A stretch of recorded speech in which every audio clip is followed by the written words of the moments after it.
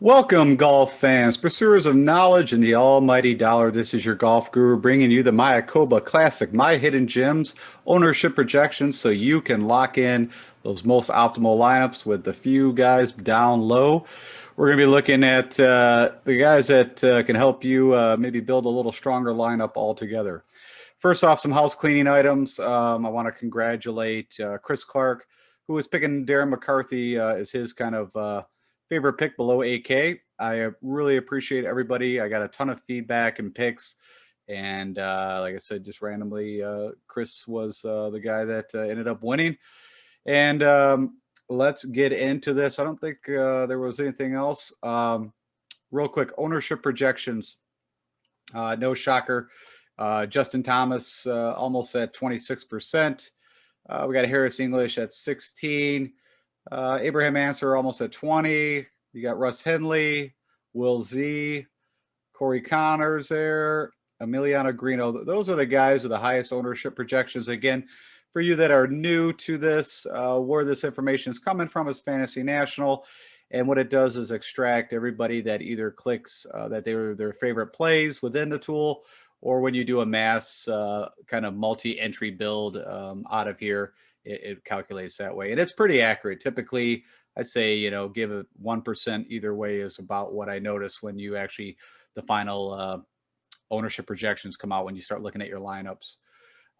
Just side note, watched a little golf channel last night. Justin Thomas was talking about why he was playing here. He hasn't played here since his rookie year, which I believe was 2014. And I thought it was kind of interesting that he said he really likes the course. He's also noticed in the past that when he has a couple months off that maybe he doesn't do things that are so productive for the golf game.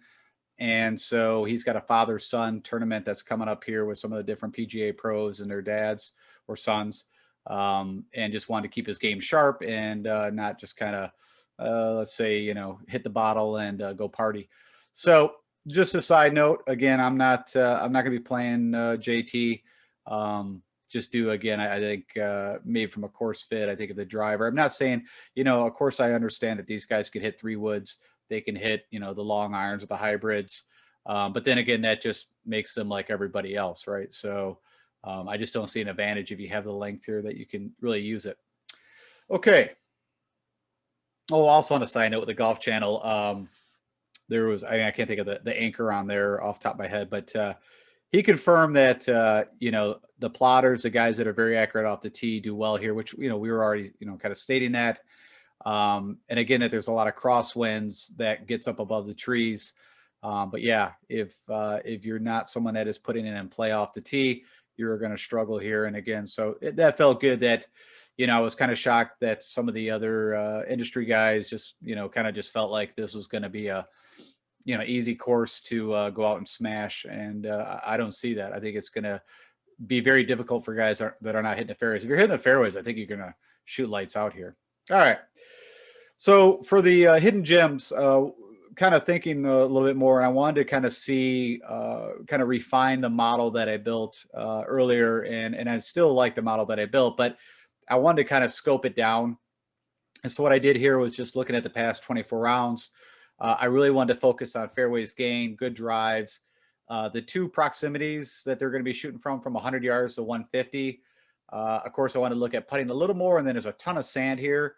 So I wanted to put that in there a little more, and birdie or better opportunities again, because we're going to need guys that can shoot 20 under. And then what I was looking for, of course, is who popped up on the radar that was below 7,000, because all my picks will be 7,000 or less for the hidden gems, and which will also have less than 10% ownership. So let's get into those hidden gems. All right, first one, Wes Bryant, as you saw, was the #1 that popped up on that model. And then what I did from there is like, okay, that's great. They popped up there, but what do we know about Wes Bryant? What's going on? Recent form, pretty good. 3 out of 5. He's made the cuts. He had a high of a T12, And he has played here twice and had a T42 in 2017, but missed a cut back in 2019. So all again for 6,600 and less than 7% projected ownership. If you're down here and you need to play below 7,000, I think he's a solid play. Brian Stewart, again, this is a perfect, I think, course fit for him. That kind of shows up on his tournament history. He's made 4 out of the 5 cuts here. Had a T23 last year and also had a T9 in 2018.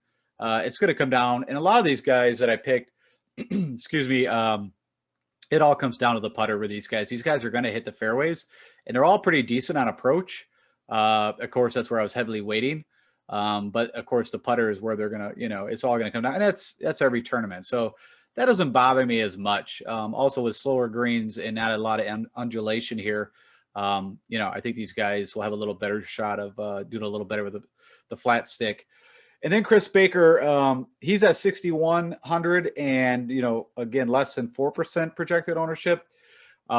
His recent form is not good. But Chris Baker, he can get very hot. He's also AKA Chris Baker, the birdie maker, is known as, and he did play her last year at a T26. So with all that in tow, can Chris kind of turn it around here?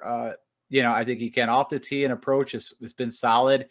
And, not terrible. The putter, it just looks like, when he gets around the green, 30 yards or within is where he struggles. And then the Duff Daddy. I haven't been playing a lot of Duffner. He's been struggling. I've put him in with JB Holmes. So I got, in my mind, I've always got the doppelgangers and Jason Duffner and JB Holmes. I think their game is similar. They look a little bit alike. And then you can throw Lucas Glover in there too, as far as I'm concerned.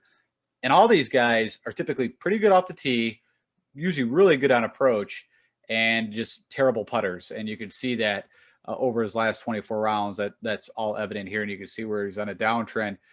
So if you look at his last, recent results, again, not good. He's only made 1 cut out of 5 tournaments. But if you look at tournament history, he's made all the cuts here. He had a T21 and a T28. That's a while back, so I'm not really going to consider that. But 2019 had a T21. So again, 6,500, less than 5% owned. If you're down in this area, I think he, can get you the weekend. None of these guys have win equity. If I had to pick out of these guys, of course, Wes Bryant probably has your best chance of getting a top 10. But they can, these guys all, I look to make the cut. And then Tyler Duncan, he was had a really nice recent form going at the Zozo and his CJ Cup. Both tough courses, tough fields. I mean, almost like a no-cut event. He had 2 T28s. And he also had a nice tournament history here where he's made the cut every time. And 2020 had a T48. So again, for 6,900, less than 5% owned. If you're down here, I think Tyler Duncan is a viable play. And then of course, I'd be remiss if I didn't mention Camilo Villegas again at 7K, less than 6% owned. And if you've been watching my hidden gems for the last 6-7 tournaments, I keep preaching this guy. This guy's got a pedigree of being one of the best players at a time. This is a ways back, but again he does have that pedigree. And again, his tee to green has all been green. His approach, he's been killing it. It was the putter that is where he was just falling apart. And then of course he had a nice gain over 3 strokes against the field putting at the RSM. Ended up in a 6th place. And if he could have just made a few more putts, he could have won that thing. And what I like is that 2 things. He does have a positive putting surface, and it is Bermuda, which Paspalum is a hybrid of Bermuda. Again, it's not a lot of undulation, kind of like in an RSM. I don't think those greens were very tough to putt, and that's where he did a little better. And then if you look at his past tournament history, even though his recent was 2018, he's made 4 out of the 5 cuts here. So I like that. So all in all, for 7K, that ownership, I will be making sure I have some Villegas. Last tournament RSM, he was supposed to be in my multi-entry that got pumped out of Fantasy National, and something went awry. And then when I looked through the 30+ teams, I can't find him anywhere. I was a little hurt. So hopefully he can keep it alive and again have a nice tournament here. So that's it. That's my hidden gems. I hope that helps you, especially if you are trying to maybe build a little heavier top end and need to get below 7,000. As I mentioned in yesterday's show, I think a balanced build is the way to go. I don't think trying to load up on top, the studs and duds is the approach here for, getting your teams through the weekend to hopefully even get up there in the cash. But if you are, hey, there's some ideas.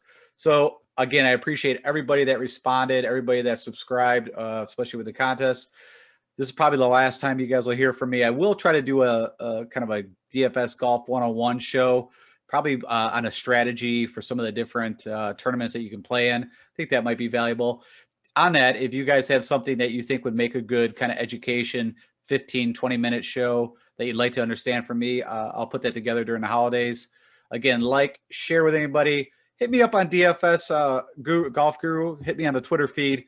If you have any questions about, hey, should I play this guy or that guy, or for Showdown or anything, I do check it regularly, and we'll get back to you. And all the best. Merry Christmas. Have a very happy New Year, and look forward to talking to you guys, I believe, for the Tournament of Champions. That will be our first tournament in the new year. Take care.